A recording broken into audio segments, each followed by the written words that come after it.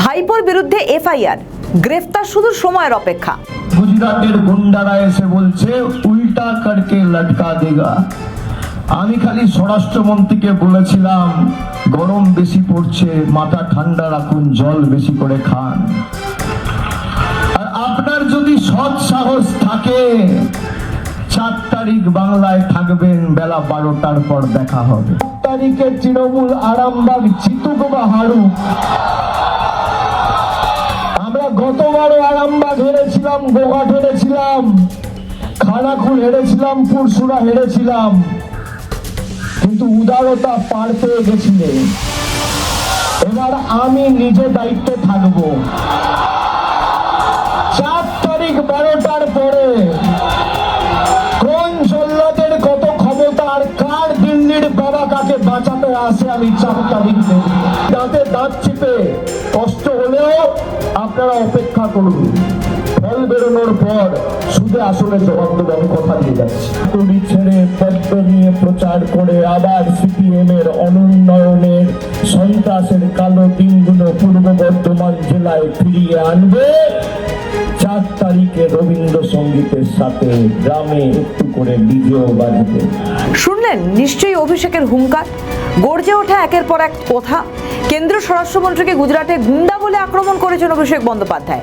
তিনি বললেন ভোটে জিতে রবীন্দ্রসঙ্গীতের সঙ্গে ডিজে বাজবে। এটা কি কখনো সম্ভব? আপনারাই বলুন। রবীন্দ্রনাথের সঙ্গে ডিজে? 26শে বিধানসভা ভোটে প্রচার চলাকালীন প্রায় প্রতি সভা থেকেই বিজেপির বিরুদ্ধে লাগাতার কড়া ভাষায় আক্রমণ শানিয়েছিলেন অভিষেক বন্দ্যোপাধ্যায়। কখনো তা মাত্রা ছাড়াও হয়ে গিয়েছিল। 2011 সালে মানুষ বামকে সরিয়ে তৃণমূলকে নিয়ে এসেছিল।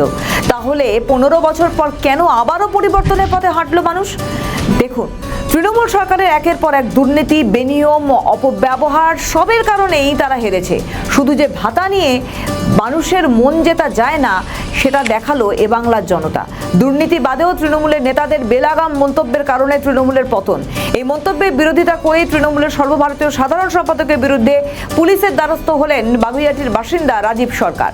তার অভিযোগের ভিত্তিতে এফআইআর করা হয়। অভিযোগের সপক্ষে তৃণমূল নেতার বিভিন্ন সভার বক্তব্যের ক্লিপিংসও থানায় জমা দিয়েছেন রাজীব সরকার। সূত্রে খবর, অভিষেকের বিরুদ্ধে সাইবার ক্রাইম থানায় মোট 5টি ধারায় মামলা দায়ের করা হয়েছে। তার মধ্যে 2-1টি জামিন অযোগ্য। ভারতীয় ন্যায় সংহিতা তার কয়েকটি ধারায় মামলা রুজু হয়েছে। পুলিশ সূত্রে খবর, হিংসা, উস্কানি, হুমকি সহ একাধিক ধারায় মামলা রুজু হয়েছে। এখন নজর তদন্তে কি পদক্ষেপ করে বিধাননগর পুলিশ কমিশনারেট। এর আগেই বিজেপি নেতৃত্বে অভিযোগ তুলেছিল নির্বাচনী প্রচারে অভিষেক বন্দ্যোপাধ্যায়ের ভাষা ও শব্দচয়ন রাজনৈতিক সৌজন্যের সীমা ছাড়িয়েছে।